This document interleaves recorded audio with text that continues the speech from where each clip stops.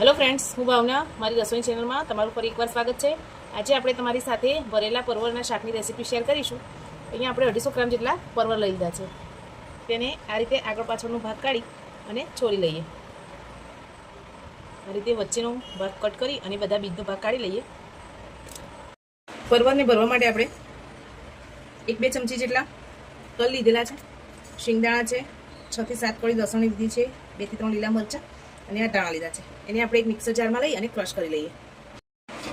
આપણી પેસ્ટ તૈયાર થઈ ગઈ છે। હવે એને એક બાઉલમાં ટ્રાન્સફર કરી લઈએ।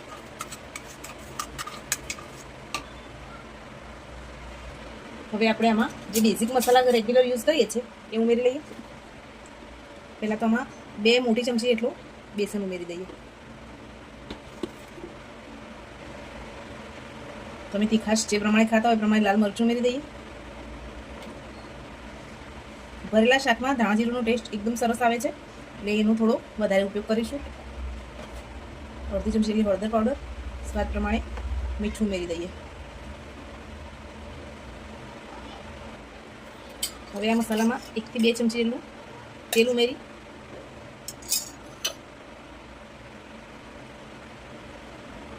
અડધી ચમચી જેટલો ગરમ મસાલો ઉમેરી દઈએ। મસાલાને સરસ મિક્સ કરી લઈએ।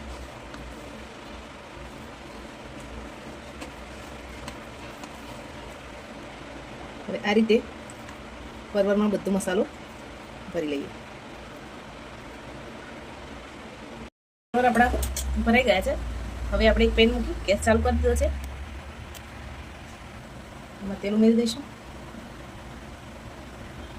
તેલ ગરમ થાય એટલે એમાં રાઈ, જીરું ઉમેરી દઈશું। 1 ચમચી જેટલી હિંગ ઉમેરી દઈએ। 6 થી 7 મીઠા લીમડાના પાન ઉમેરી દઈએ। આપણા પરવળ ભર્યા પછી જે મસાલો બચે છે પહેલાં એને તેલમાં ફ્રાય કરી લઈએ। મસાલો આપણો સરસ ફ્રાય થઈ ગયો છે। હવે એમાં ભરીને રાખેલા પરવળ ઉમેરી દઈએ।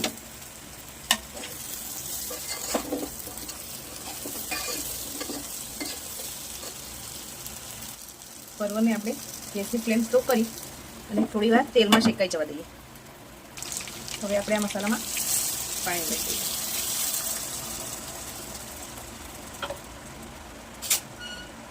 સરસ મિક્સ કરી લઈએ। ગેસની ફ્લેમને લો ટુ મીડિયમ કરી અને 4 થી 5 મિનિટ સુધી આપણે આપણા પરવળને સરસ ચડી જવા દઈએ। આપણા પરવળ બનીને તૈયાર છે। હવે એને એક સર્વિંગ પ્લેટમાં કાઢી લઈએ। ફ્રેન્ડ્સ, આપણા ભરેલા પરવળના શાક બનીને તૈયાર છે। તમને મારી આ રેસીપી કેવી લાગી કમેન્ટમાં જરૂર જણાવજો। લાઇક, શેર અને સબસ્ક્રાઈબ કરજો। Thank you.